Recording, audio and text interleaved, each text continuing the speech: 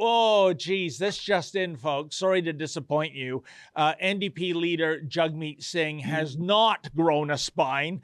He says I the know. NDP will not trigger an election over foreign interference concerns.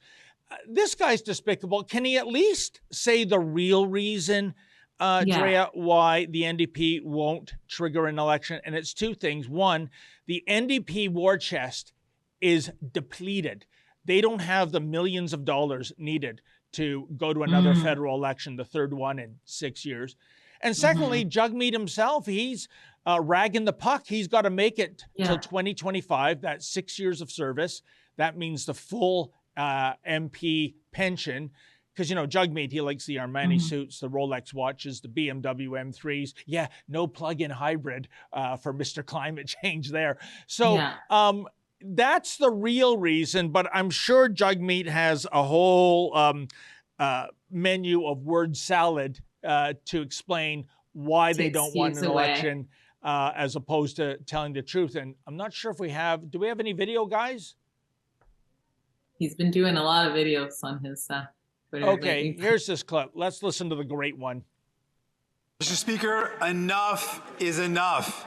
Every day, new allegations come forward about political interference that erode the public's trust in our democracy. It's becoming more and more clear to the public that the Prime Minister must have known about these allegations. Communities are at risk of being stigmatized. We need to clear the air. So will the Prime Minister do the right thing and allow his MPs to vote in favor of our motion today for a transparent, independent public inquiry, yes or no? Hear, hear. Hear.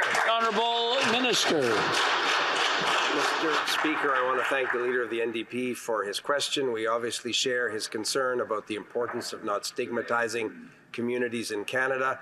I think all members of this House, Mr. Speaker, know that our government wants to have a respectful, nonpartisan, fact-based conversation around these allegations, around how we can work together to further reinforce our democratic institutions, to ensure that foreign interference is something that is always countered by the government. It's something that we've done, Mr. Speaker, since we formed the government, and it's something that we'll continue to do to ensure that Canadians can have confidence in our democracy.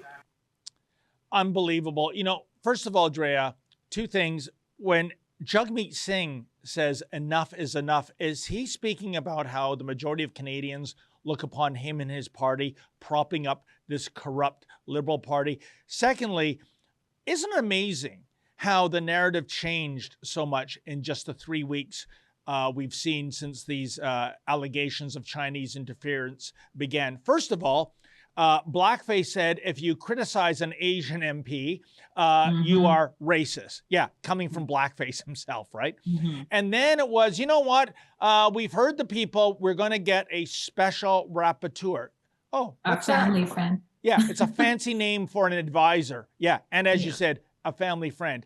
And then yesterday, Han Dong, one of the alleged beneficiaries of Chinese interference, he finally was convinced by the Prime Minister to step down. Gee, Drea, do you think Blackface is committing Asian hatred by making Mr. Dong step down? Because that's what he was saying 3 weeks ago. Exactly. Well, and I think with Jagmeet, he was backed into a corner. It's like they have this sort of like best friend pact between the NDP and Liberals, but he had to go hard against this. What other excuse would you have to not go hard against it? But if you notice in much of his videos and his posts, he usually makes this distinction between, okay, we are against this, but we still hate the Conservatives. So he'll say this whole, like, we need the public inquiry, but the Conservatives, like he kept pointing the finger at the Conservatives at the end of everything he said about election interference, instead of really just focusing. He was accusing them of delaying the motion and things like that. So I'm glad, and I was slightly hopeful that this was a sign, the cards are falling and maybe the coalition will come to an end. But as you said earlier, no election. Now, on one hand, I think there's no goal to try to win from the NDP. They know they can't win, so it's not their time. So they have to just play their cards right on what they think is the best move. And as you mentioned, there's not a lot of money. There's been a lot of money spent on these elections. But do you think this would be the best time for the NDP, if there was ever a shot to win, for them to call an election or not?